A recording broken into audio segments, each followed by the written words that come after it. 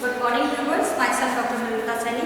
आज हम second year के अंडरस्टैंडिंग सेल्फ पेपर के अंदर संप्रेषण के जितने भी टूल्स हैं, यानी हमारे कम्युनिकेशन से रिलेटेड जितने भी हम रिसोर्सेज का यूज़ करते हैं उसकी क्या इम्पोर्टेंस है, क्या नीड्स हैं, आज हम इसकी स्टडी करेंगे। लेकिन इससे पहले जो पूर्व का वीडियो था उसमें कक्षा कक्ष संप्रेषण से संबंधित जो शिक्षण अधिगम प्रक्रिया है, बेसिकली हम अधिगम की बात करते हैं, तो कक्षा कक्ष अधिगम पर ये जन संचार या जन संप्रेषण का क्या प्रभाव पड़ता है उससे रिलेटेड थोड़ा सा मैटर ड्यू था जो उस वीडियो का पार्ट है, पहले उसकी स्टडी कर लेते हैं। इसमें हमने अधिगम के लिए मास कम्युनिकेशन के जितने भी रिसोर्सेज हैं जो हमारे नेशन के अंदर इंट्रोड्यूस हो रहे हैं उनका यूज़ किया जा रहा है, और जो डिस्टेंस लर्निंग है, बेसिकली जो रिमोट एरियाज हैं जहाँ स्टूडेंट अपने सेल्फ स्टडी कर सकता है और जहाँ स्कूली व्यवस्था प्रॉपर नहीं है, बहुत दूर जाना पड़ता है, वहाँ आजकल इंटरनेट की फैसिलिटी के माध्यम से हम अधिगम कर सकते हैं। तो ये समस्त रिसोर्सेज आईसीटी के रिसोर्सेज हैं, जिसे कम्युनिकेशन टूल्स के नाम से भी हम जाना जा सकता है। और इसके अंदर सबसे ज़्यादा जो इम्पोर्टेंट पार्ट है वो हमारे इग्नू का है, क्योंकि भारत में सबसे पहले डिस्टेंस लर्निंग को प्रमोट करने के लिए इग्नू ही एक ऐसी संस्था रही जिसने दूर दराज के और ऐसे विद्यार्थी जो आगे पढ़ाई करना चाहते हैं लेकिन किसी भी कारणवश पढ़ नहीं सकते, चाहे पारिवारिक बैकग्राउंड ऐसा है, फैमिली से संबंधित जिम्मेदारियां हैं, तो वो आगे पढ़ नहीं सकते, लेकिन उनके लिए ऐसी ओपन एक ऐसी फ्रीडम वाली स्थिति उन्हें दी गई ताकि जो डिस्टेंस मोड में वो अपनी स्वेच्छा से अपने आवश्यकता और समय के अनुसार अपनी स्टडी को कंटिन्यू रख सकते हैं। तो इसके अंदर जो इग्नू है हमारे भारत की जो शीर्षस्थ संस्था है,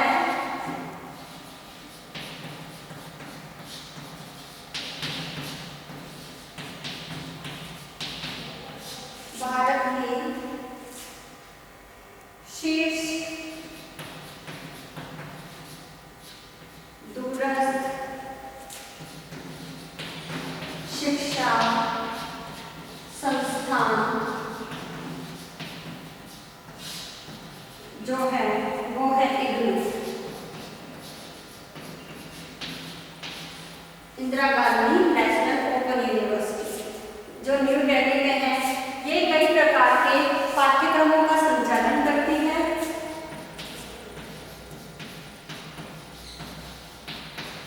अब इसके द्वारा जो संचालित पाठ्यक्रम है वो कई प्रकार के हैं, जैसे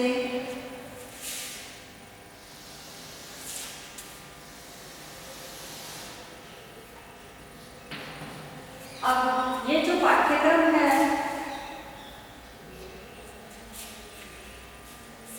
जिसमें आईसीटी के रिसोर्सेज का अधिकतम उपयोग किया जा रहा है वो है विभिन्न उपग्रह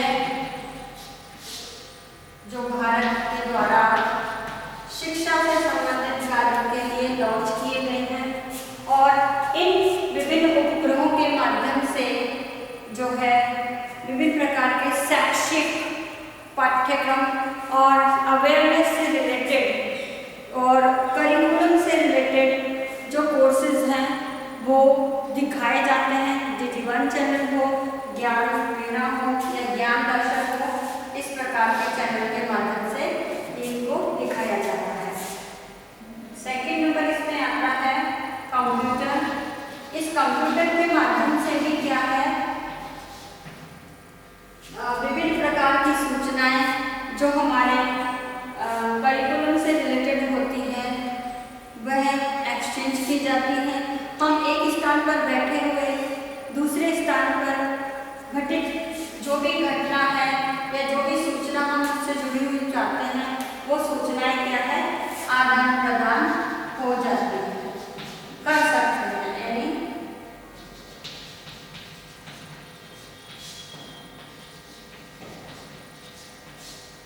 थर्ड इसमें आता है वीडियो डिस्क।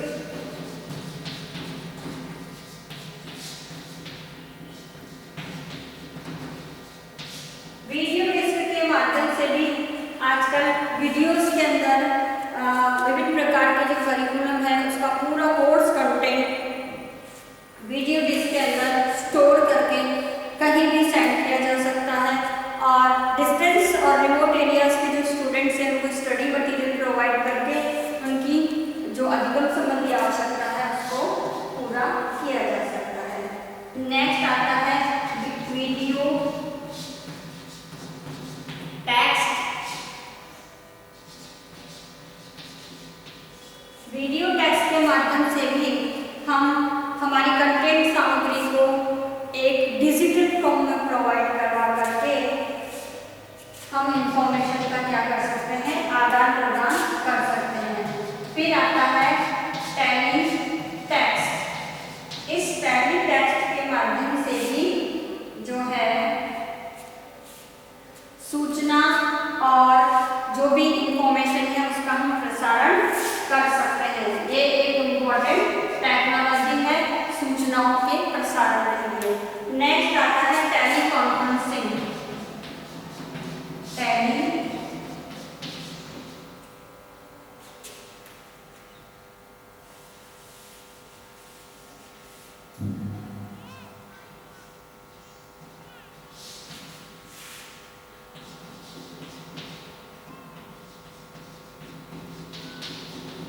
टेली कॉन्फ्रेंसिंग के माध्यम से भी जो है हमारे बहुत सारे जो लर्नर्स हैं उनको हम जोड़ सकते हैं और उनकी जो भी क्यूरियोसिटी है कंटेंट से रिलेटेड है, जो प्रॉब्लम उनको करिकुलम से रिलेटेड आती है उसको हम सॉल्व कर सकते हैं। तो एक प्रकार से टेली कॉन्फ्रेंसिंग जो है स्टूडेंट को एक्टिव करने के लिए, लर्निंग के प्रति मोटिवेट करने के लिए भी इम्पोर्टेंट रोल प्ले करती है। उसके बाद आती है DD1 चैनल यानी दूरदर्शन, इसे शॉर्ट में बोलते हैं DD और वैसे है दूरदर्शन। तो दूरदर्शन के माध्यम से भी क्या है विभिन्न प्रकार की शैक्षिक कार्यक्रमों का प्रसारण समय समय पर किया जाता है। इसके बाद आता है रेडियो। रेडियो के माध्यम से भी एजुकेशनल और मनोरंजनात्मक ज्ञानवर्धक प्रोग्राम का संचालन एक ग्रुप के माध्यम से किया जाता है। इसके बाद आता है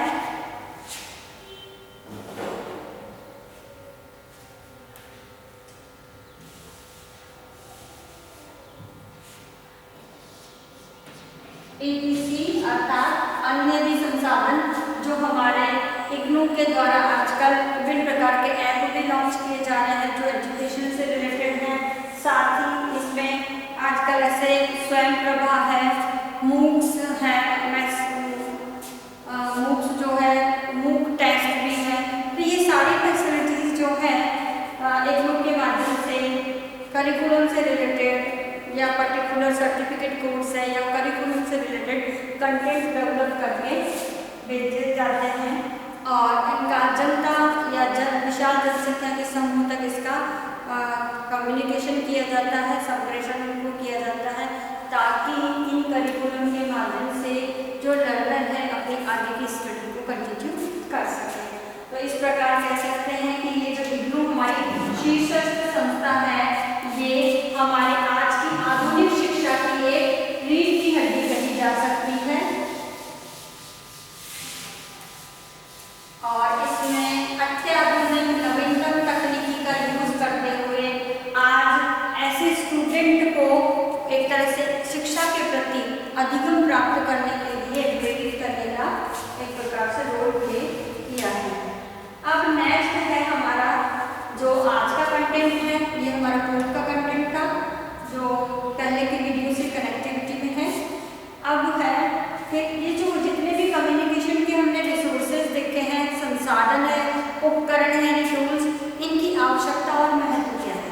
तो इनकी आवश्यकता और महत्व को हम कुछ बिंदुओं में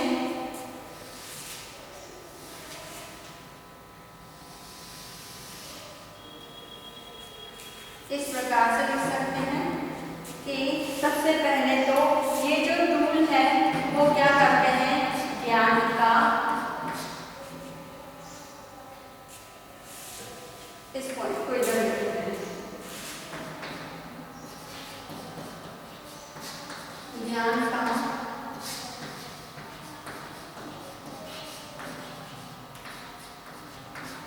सरलीकरण। तो ये जितने भी संसाधन हैं हमारे सूचना संप्रेषण के उपकरण हैं, ये क्या करते हैं, हमारे कंटेंट को जो हमारे करिकुलम से रिलेटेड होता है उसको बहुत सरल वे में हमें प्रोवाइड करने का प्रयास करते हैं।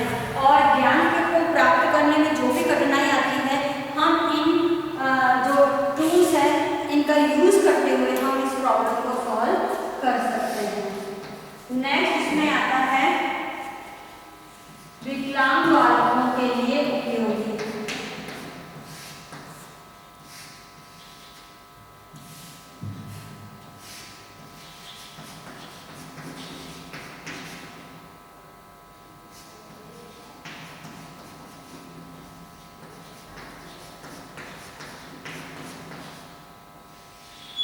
विकलांग बालकों के लिए उपयोगी यानी अब तक जितनी भी रिसर्चेज हो रही है, इन रिसर्च के अंदर जो भी उपकरण प्रयोग में ला रहे जा रहे हैं, क्योंकि जो डिसेबल्ड है चाहे वो फिजिकली हो या मेंटली हो, तो इनसे रिलेटेड जो भी टूल है वो सारे जो आज यूज़ किए जा रहे हैं वो आईसीटी के ही रिसोर्सेज है।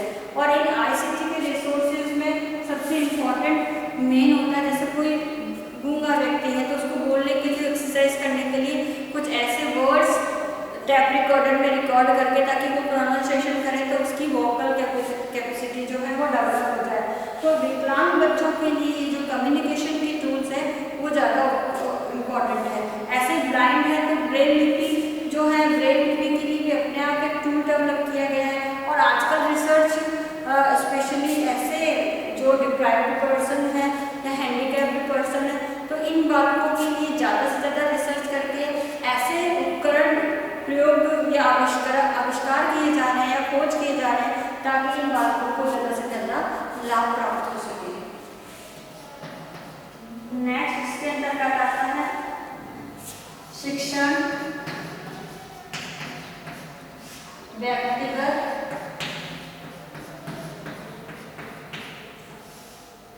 विभिन्नता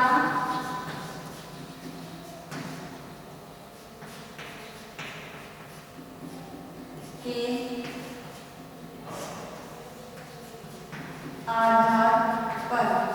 तो ये जो हमारा टीचिंग है आईसीटी उपकरण का जब हम यूज़ करते हैं तो इसमें जो भी हम संसाधन उपयोग में लाते हैं या उपकरण उपयोग करते हैं वो सारे क्या होते हैं, स्टूडेंट से अपनी इंडिविजुअल डिफरेंस, अपनी रुचि, आवश्यकता, आयु स्तर के अनुसार अरेंज करके हम, जैसे कंप्यूटर साइंस अनुदेशन ही है तो बालक अपनी स्वयं की गति, स्वयं की अध्ययन क्षमता के आधार पर से क्या कर सकता है, वो कर सकता है, सीख सकता है। तो ये उपकरण संप्रेषण के उपकरण है जिससे आगे जाकर के बालक अपनी अधिगम क्षमता, अपनी उपलब्धियों को भी बढ़ा सकता है। नेक्स्ट इसमें आता है मनोरंजन के साथ स्वाभाविक अधिगम। मनोरंजन के साथ स्वाभाविक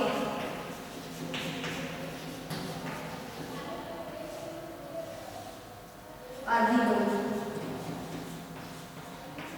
तो मनोरंजन के साथ स्वाभाविक अधिगम इसमें कि जितने भी संप्रेषण के उपकरण हैं ये क्या करते हैं, अधिगम के साथ साथ बालक को जैसे खेल करके, स्वयं करके सीखना। तो इसके सिद्धांतों जो मनोवैज्ञानिक सिद्धांत हैं, इन सिद्धांतों के आधार पर बालक क्या करता है, मनोरंजन के साथ साथ स्वाभाविक रूप से अधिगम प्राप्त करता है। नेक्स्ट इसमें आता है कि बालकों के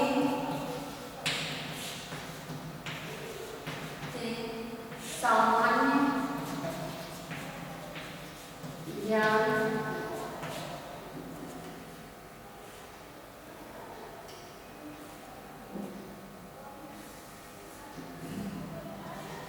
जीवन से संबंधित।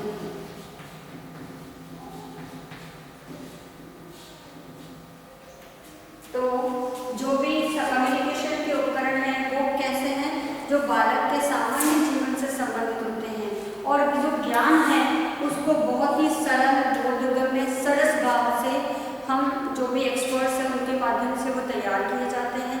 और जो भी उपकरण है वो भी इस तरह से बनाए जाते हैं जिससे बालक आसानी से सीख सके और उनके अपने जीवन में आने वाली अधिगम से संबंधित कठिनाइयों का निवारण कर सके। तो जो संप्रेषण के साधन है वो क्या है? एक प्रकार से हम कह सकते हैं कि बालकों के सामान्य जीवन से संबंधित होते हैं, जो ऐसा ज्ञान प्राप्त करते हैं जो उनके स्वयं के लिए अपने जीवन के अनुभवों से जुड़ सके और उनके माध्यम से ज्ञान को वो आत्मसात कर सके। नेक्स्ट आता है अक्षर, आकृति,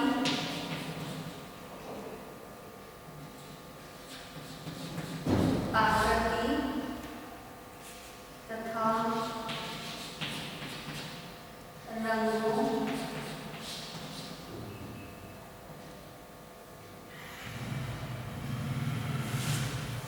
के ज्ञान में सरलता।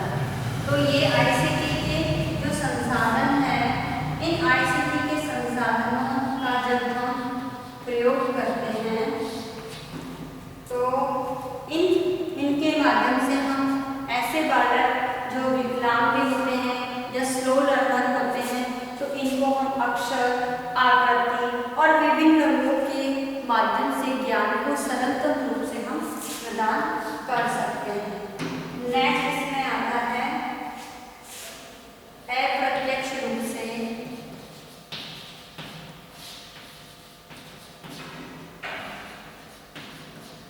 विद्वानों एवं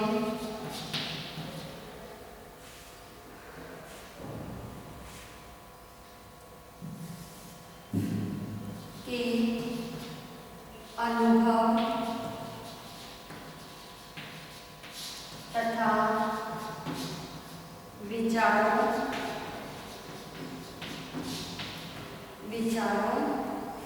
का लाभ। तो जब आईसीटी में का प्रयोग करते हैं, चाहे कंप्यूटर की ही बात करें तो कंप्यूटर के माध्यम से हम क्या करते हैं, इंटरनेट की फैसिलिटी के माध्यम से जो ज्ञान, एक तरह से ज्ञान का विस्फोट गूगल के माध्यम से अवेलेबल है, तो हम उन ज्ञान के अंदर जो विभिन्न एक्सपर्ट्स हैं जिन्होंने उस पॉइंट ऑफ व्यू या उस कंटेंट पर अपने व्यूज दिए हैं, अपने विचार दिए हैं, हम उसे अप्रत्यक्ष रूप से प्राप्त कर सकते हैं और उसका लाभ उठा सकते हैं। और जितने भी उपकरण हैं, इन उपकरणों द्वारा शिक्षण सरल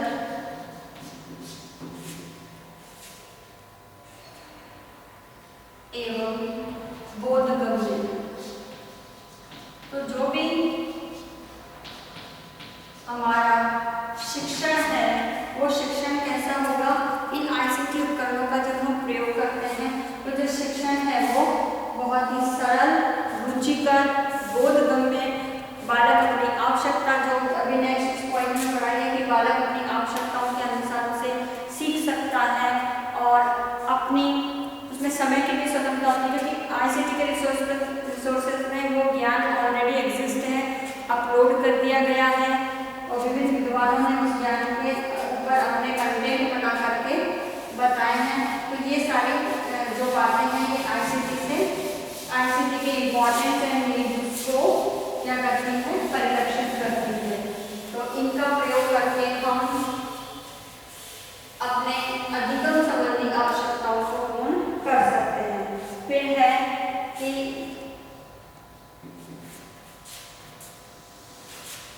परंपरागत शिक्षण की कमियों को दूर करना।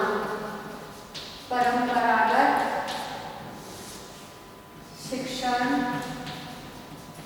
की कमियों को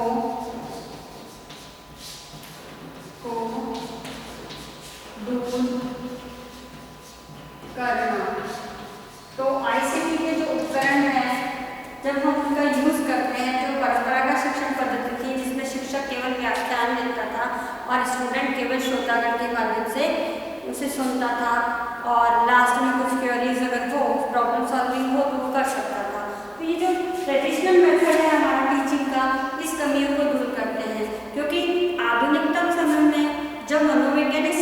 सूत्रों का, शिक्षण सूत्रों का, इनोवेशन टेक्निक्स का, नवीन शिक्षण विधाओं का जब इसमें यूज किया जाता है इन संप्रेषण के उपकरणों में, तो बालक नए नए तरीके से उस ज्ञान को अर्जित करने का प्रयास करता है और स्वयं करके, खुद करके, क्रियाशीलता के आधार पर, करके सीखो सिद्धांतों के आधार पर अपने स्वयं के अनुभव से उस ज्ञान को अर्जित करने का प्रयास करता है। तो ये परंपरागत जो मेथड है हमारा, उसको दूर करने, उसकी कमियों को दूर करता है। नेक्स्ट इसमें आता है कि एक ही विषय के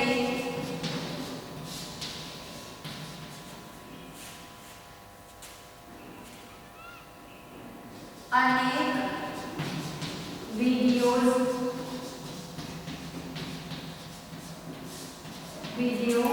या टेक्स्ट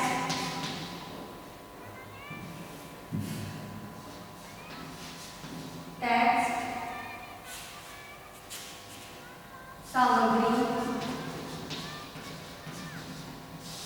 उपलब्ध है। जब हम ICT में कम्युनिकेशन के टूल्स की बात करते हैं तो आज YouTube भी एक एग्जाम्पल ले सकते हैं। हमारे कॉलेज के समस्त वीडियो YouTube पे अपलोड हो रहे हैं। इसी तरह से इसी टॉपिक पर अन्य इंस्टीट्यूशंस के द्वारा भी, कोचिंग सेंटर्स के द्वारा भी YouTube पर सेम टॉपिक पर से रिलेटेड वीडियो अपलोड किए जाते हैं। तो स्टूडेंट फ्री होता है अपनी नीड्स के अकॉर्डिंग, अपने समझ के अकॉर्डिंग जो उसे वीडियो समझ में आते हैं उसमें से उस कंटेंट की स्टडी कर सकता है। तो एक ही विषय के अनेक वीडियो या टेक्स्ट मटेरियल, चाहे YouTube की बात कर लूँ, चाहे गूगल की बात कर लूँ, या फेसबुक भी एक ऐसा एजुकेशनल रिसोर्सेज है आजकल, या टेलीग्राम भी ऐसा जिसमें वीडियोस अपलोड किए जाते हैं, ये पर्टिकुलर ऐप है।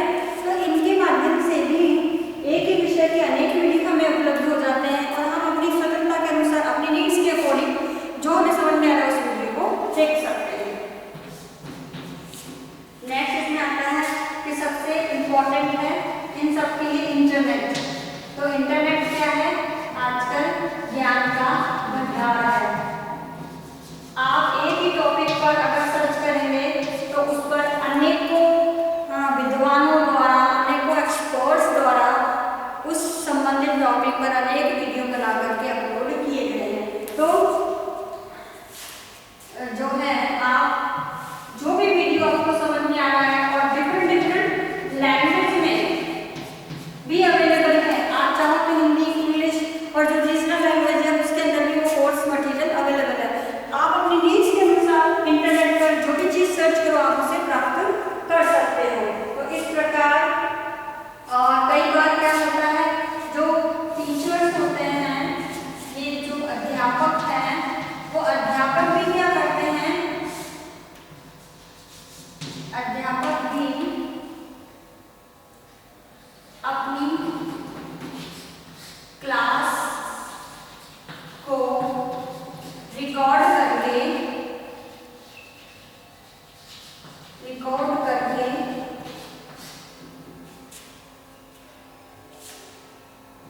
और कई बार रिपीट भी करते हैं।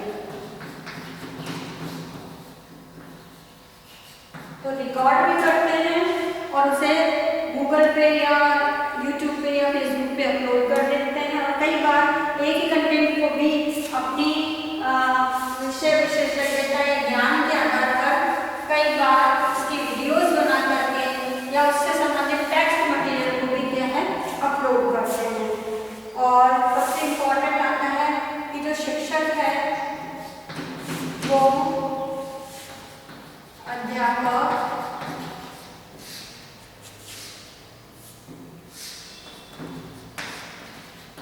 निदानात्मक एवं उपचारात्मक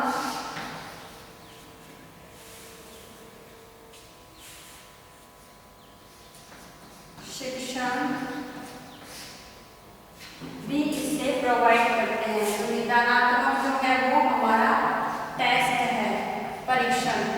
तो किसी भी समस्या के, चाहे व्यक्तियों से जुड़ी हुई हो या अध्ययनकर्ताओं से जुड़ी हुई हो, उन समस्याओं के कारणों को जानने के लिए हम निदानात्मक टेस्टिंग करते हैं। फिर उसका जब हम रेमेडीज देते हैं, उपचार करते हैं, तो उपचार के माध्यम से हम पर्टिकुलर वो चीज़ जो उसके अधिगम से जुड़ी हुई है, उसमें कौन कौन सी समस्या आ रही है, उसको मोटिवेट करना है, प्रोत्साहन करके उसका उपचार करना है, ताकि ऐसे लर्निंग जो कंटेंट है जो रेमेडियल टीचिंग में यूज़ किए जा सकते हैं। शिक्षक अपने सेल्फ के अनुभव के आधार पर बालकों की नीड, उनकी प्रॉब्लम, उनकी कठिनाइयों के आधार पर स्वयं भी डायग्नोस कर सकता है और इस प्रकार की टीचिंग का अरेंज करके इन सब में भी क्या है, हमारे ICT के रिसोर्सेज हैं वो ज़्यादा हेल्पफुल करते हैं। अब इसके बाद आता है मूल्यांकन। तो मूल्यांकन भी एक ऐसी, मूल्यांकन के अंदर भी हम विश्वसनीय और वैध उपकरणों का प्रयोग करते हैं और उसका स्टैटिकल कैलकुलेशन करने के लिए हम ICT के उपकरणों का ही यूज करते हैं।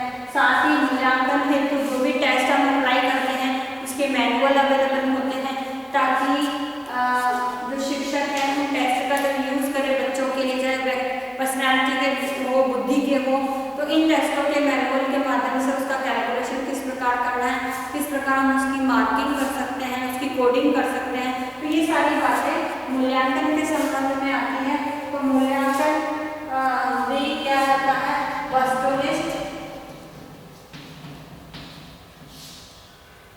और वैध होता है। अगर इस आधार पे हम क्या करें, बालकों का मूल्यांकन करें, तो साथ ही जो परिणाम है वो परिणाम भी क्या है, अतिशीघ्र हमें प्राप्त हो जाते हैं। ये सब क्योंकि जब हम किसी भी रैंकिंग देनी हो, चाहे 2 में कोरिलेशन निकालना हो, चाहे टोटलिंग करके मार्क्स करने हो, तो इन सब में कंप्यूटर में MS एक्सेल एक ऐसा, चाहे उसका ग्राफ बनाना हो, तो जो भी है ये सब काम क्या है, मूल्यांकन से जुड़े हुए हैं। तो आज इसमें कंप्यूटर एक ऐसा ICT टूल है जो कम्युनिकेशन की समूह के अंतर्गत आता है और ये मूल्यांकन को काफ़ी वस्तुनिष्ठता और वैधता प्रदान करता है।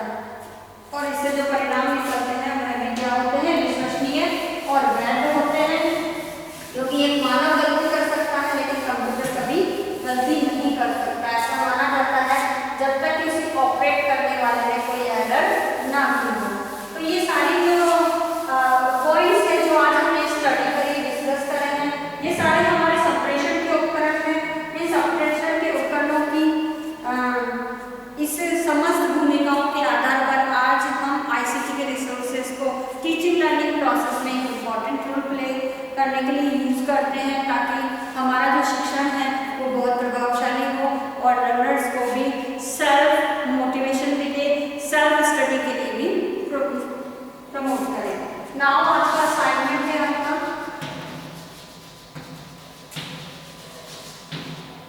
इस असाइनमेंट में क्वेश्चन दिया जाता है कि संप्रेषण उपकरणों की आवश्यकता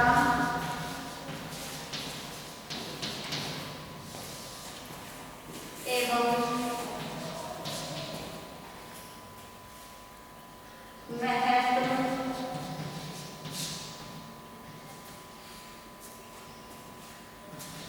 को उदाहरण द्वारा स्पष्ट कीजिए।